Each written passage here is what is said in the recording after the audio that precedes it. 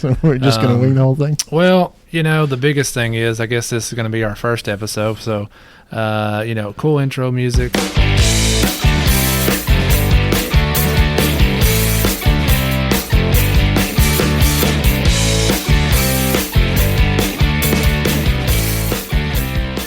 What are you going to go by? Like, are you going to go by Chuck?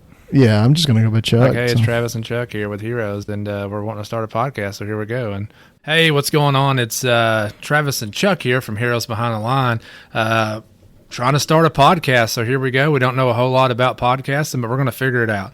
So... And this podcast is going to be brought to you by no one because we don't have any sponsors yet because we just started. This is episode 1. So. But if you feel like being a sponsor, reach out to us at www.heroesbehindtheline.com and we can go from there. So just kind of starting out, like I said, this is Travis. I am the director and one of the founders of Heroes Behind the Line. If you don't know anything about Heroes, we started back in 2018. And the reason why is we wanted to be able to help first responders across the state of Arkansas with PTSD, suicide prevention, critical stress debriefing, and, all around mental health because there wasn't a lot of options for it. We actually had a friend of ours that went to the police academy and had some serious issues and things happen to him. And, after he kind of ran out of what little help his department had, he kind of was talking to us and we were like, man, what can we do? Surely we can get online and research this and find something. Me and Chuck both are military veterans. For us, it's kind of easy. We just, call the VA and say, hey, I need something. Next thing you know, boom, there it is. That's one biggest thing I notice is getting into law enforcement. There really is there's no outreach there for you. Once you're in it, especially if you're a civilian, there's no VA you can go to get the help that you need. And I know the VA is not like the greatest thing that there is out there, but it's at least something. Yeah, better than nothing, right? Yeah, exactly. So the big thing is we wanted to try to help be an advocate and a resource. And even if we couldn't provide all of it, we would know somebody that could.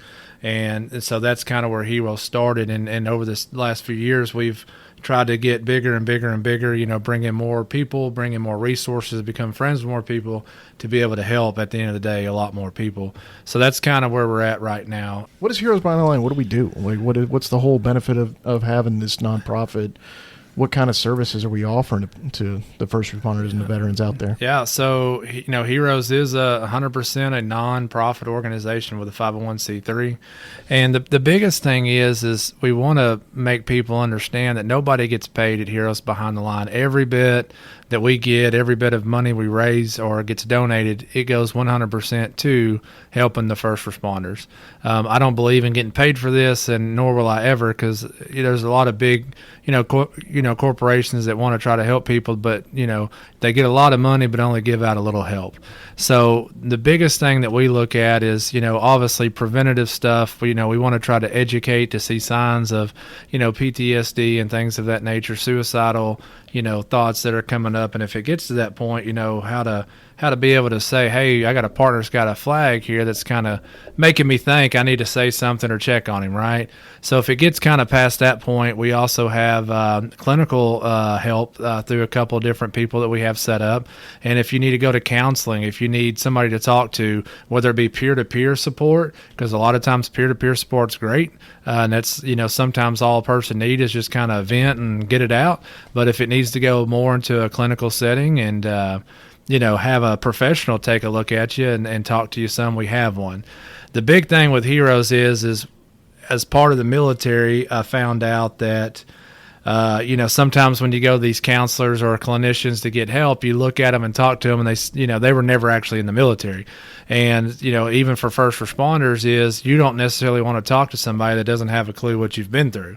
So one thing about us is we strive to have all of our clinicians vetted, and all of them are either ex-military, ex-first responders, or still active first responders, or just have an overwhelming knowledge and do a drastic amount of care in the first responder community, or we don't send you to them. Because we've had guys that come in and said, hey, I reached out to say the EAP, and the EAP sent me to some person that told me I was a fool for ever becoming a police officer. And how do you open up and relate and get off your chest what you need to get off if the person, walking in the door don't even care, so that's a big thing for us.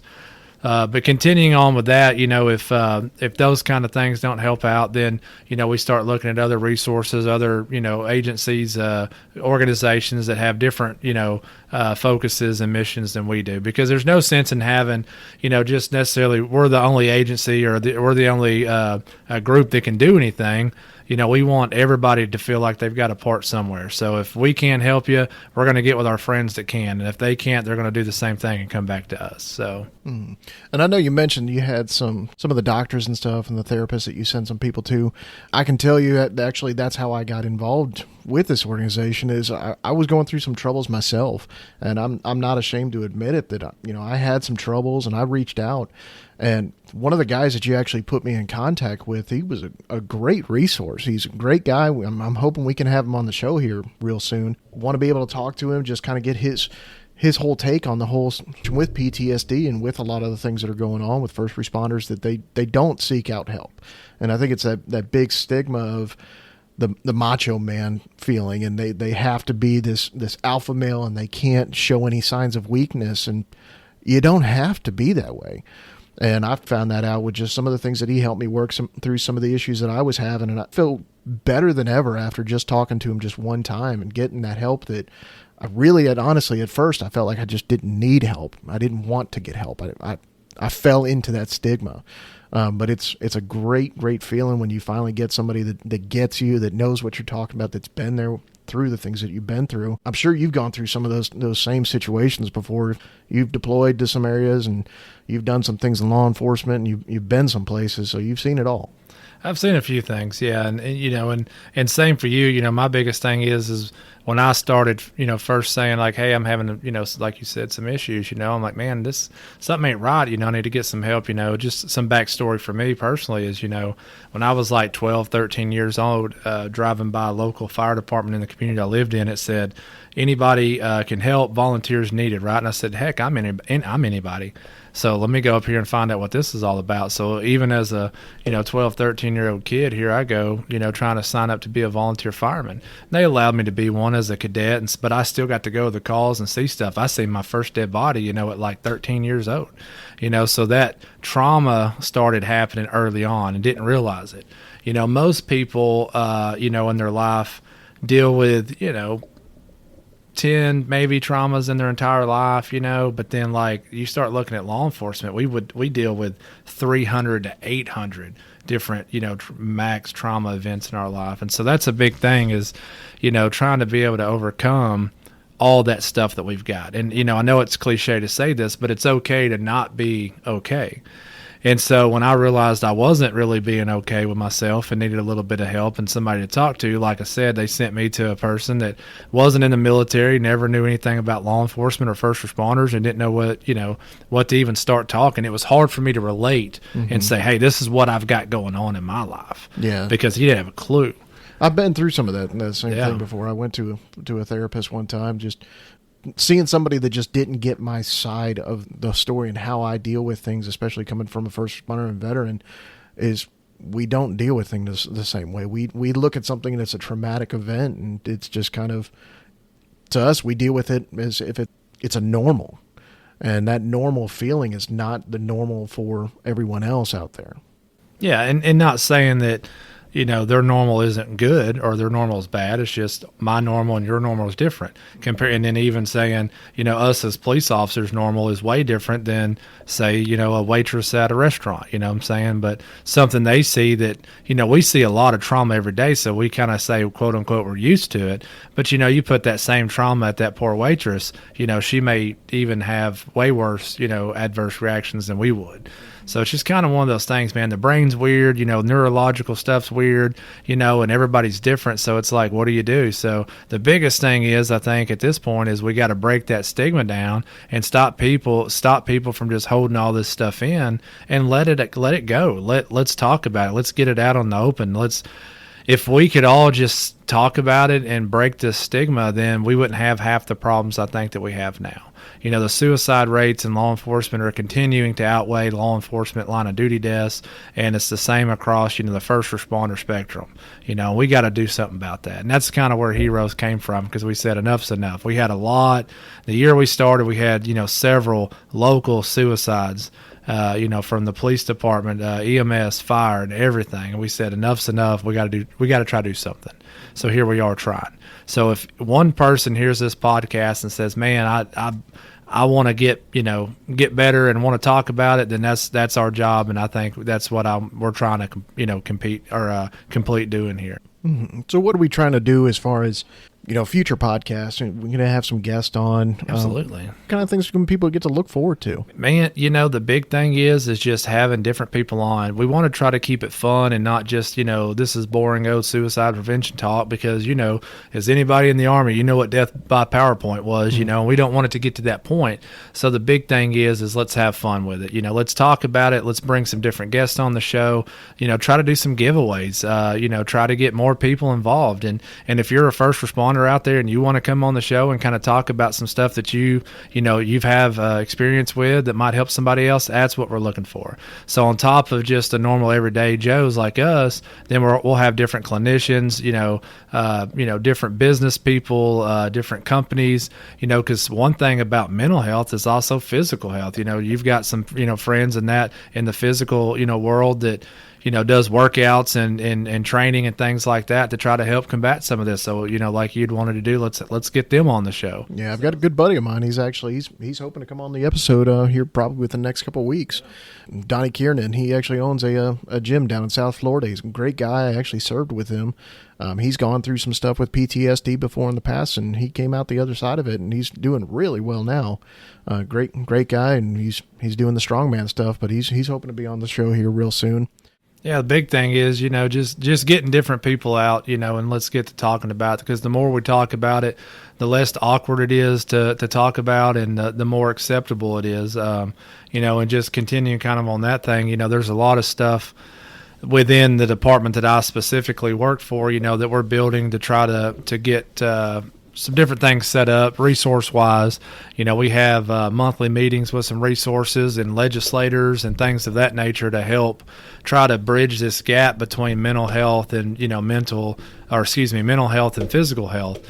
Heroes went, along with the Arkansas Firefighters Association and some other groups last year, and we were trying to pass legislation to add, mental health to workman's comp, because, there's nothing really that'll help you for mental health, and unfortunately we got shot down in, the committees before, never got to make it to the floor, all because, some money stuff and, just the normal, the way legislation type stuff works. So, but, that's a step further when we made it, 2 years before. So hopefully the, session's coming back up pretty soon. We're going to be hard charged again with trying to fight and get some more laws passed. They did pass some stuff last year that helps with training. So most agencies at this point across the state should be having mandatory training in the PTSD and suicide prevention fields, because I tell you what the crazy thing was in some of these local suicides we had in Arkansas was people were saying, well, I knew he was having this problem and that problem, but never thought about it. Like he was always that guy, kind of the Robin Williams effect, as I call it.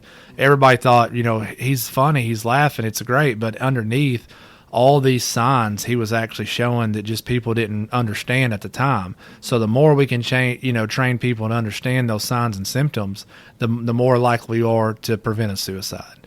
The more likely we are to get somebody that's on the verge to come talk and get some help. And that's the great thing about it. Thinking about that, we had an officer not long ago that went through a lot of traumatic stuff and said, I've been an officer for, 20-something years. I'm close to retirement. I was always that one that kind of not necessarily made fun of, but just kind of, PTSD, it ain't nothing, it's just made up kind of stuff, until they had it. And then they said, I'm so sorry that I ever thought that way, and what can I do to help and get help? And so we're in that process right now, and it's working out great, and that's okay. So newest officer to the one that's a day away from or even after retirement, because there's people a lot of times that after retirement struggle with problems. You're never alone. Heroes is always here. We always have an open door policy, and yet again, if you ever need to get in reach with us, the easiest way is Facebook, Instagram. Go into the website www.heroesbehindtheline.com. You can send us an email through there on a contact form. You can send us messengers, whatever. Now we're not a 24-hour 24-hour service. That's the biggest thing is, we're not a hotline and stuff like that. There is the National Suicide Prevention Hotline. We've got it posted all over our page, and we'll give you all that number here in just a second, to have it here. But in the event that, you're not in an actual emergency, obviously, this, like we always tell everybody, if you're in an emergency, call 911, right? Get to a medical facility, get some help. But if you're not in one of those, areas, hit us up, send us a message, send us an email, and we'll start getting you processed to get you into a clinician. Now, you don't have to pay for it. That's the good thing about Heroes. A lot of people don't have, insurance that covers mental health, and that's okay. We've got programs that'll help take care of that. It's a cost-free thing. So we're not asking you to pay us money to do something. We're doing all this free. Now, we love donations, so if you got a family member or somebody you know of, or, whatever, if your birthday's coming up, you can go on Facebook and, go through us and search for our, Heroes Behind the Line page, and you can, put us as a birthday fundraiser and let people donate, So if there's anything that we can do to help, great. But if there's anything that people out there can do to help us, that's even better as well. So what I was thinking was it's confidential. So even if they're contacting you got these fears. A lot of these guys, they don't want to say anything because they're afraid that if they say something, they're going to lose their job. And it's just really not the case. No, it's not. We are 100% confidential. There's actually some confidentiality laws that Arkansas has passed. And so you don't have to worry about that. We that's something that we're really wanting to get into in the next few podcasts is really, teaching people about the laws that Arkansas already has set up to protect you as a first responder. Everybody was so afraid that coming out and saying that you had an issue, that your gun was going to be taken away, your license or whatever. I haven't personally heard of anybody or know of anybody that's actually had that happen. I can admit that I have PTSD. It's clinically, quote unquote, diagnosed as a disorder, but nobody's come after my guns. Nobody's asked me to do anything. You can still work as a normal professional in your job. There's nothing wrong with that. Now, there is some extreme cases, I think, that, we might want to talk to somebody and get them some help. Absolutely. And there's times that that's called for, but for the most part, that's not the case. So Heroes itself, obviously we don't work for your department. We don't care about your department, and when it comes to dealing with you, we don't go and say, hey, such and such is here talking. That's not how it works. It's 100% confidential. Nobody will ever know. And, HIPAA laws also, basically state that, those doctors and stuff can't tell your department anything. The only time that comes into an issue that they may have to, talk about it is the same stuff that a normal mandatory reporter would have to report, but that's not the cases that we're in here when we're dealing with these people having problems. For us here at Heroes, like I said, everything's help, donation, anytime that, we can get a little bit of money to try to help the next first responder. Mental health game isn't necessarily a cheap game, so, what we typically like to do is go to different events. So, if you guys are, going to have a police department function going on with a bunch of, let us come out, let us share what we can do and talk to you, bring some resources and stuff like that, we'll be at the Arkansas EMT conference that's coming up here pretty soon. It'll be in Hot Springs. Is there any cost to having to go out to a department to actually, host something out there and just at least talk to them? No, we don't mind coming out and talking at all. We've got some different PowerPoints and stuff like that. But the thing about it is we don't want to come in with a PowerPoint slideshow and just go click, click, click and read from the screen. We're just going to sit down and talk to you because every department's a little bit different. Little Rock, obviously being a massive department, they're going to have way different needs than say Whitehall or something like that. That's only got a handful of people. So that's the biggest thing. And and we're not just for law enforcement. I know I mention law enforcement a lot because I am one. But that's the same. Benton Fire Department, that's a full-time department. What about Bauxite? That's just a handful of volunteers.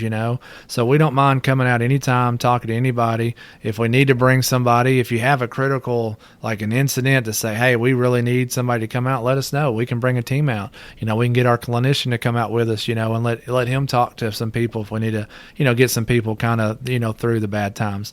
The biggest thing is remembering is everybody thinks they just had the worst day of their life, but is it really the worst day, or was there just a little bit in that day that was bad? And so sometimes we forget that we think this a problem is so big and so mighty, and then if once we kind of dissect it and compartmentalize it the right way, we realize it wasn't really that big of a deal, and we learn how to deal with that and get over it. So that's what's great about the people that we use. But if you are struggling and you need help, immediately, obviously, like we said, call 911, or you can always reach out to the National Suicide Prevention Hotline, which is 800-273-8255. And, that's manned 24/7. It's always answered. They'll help you any way they can. Now, they're not police officers, though, or first responders. They help, a lot of people. But Copline is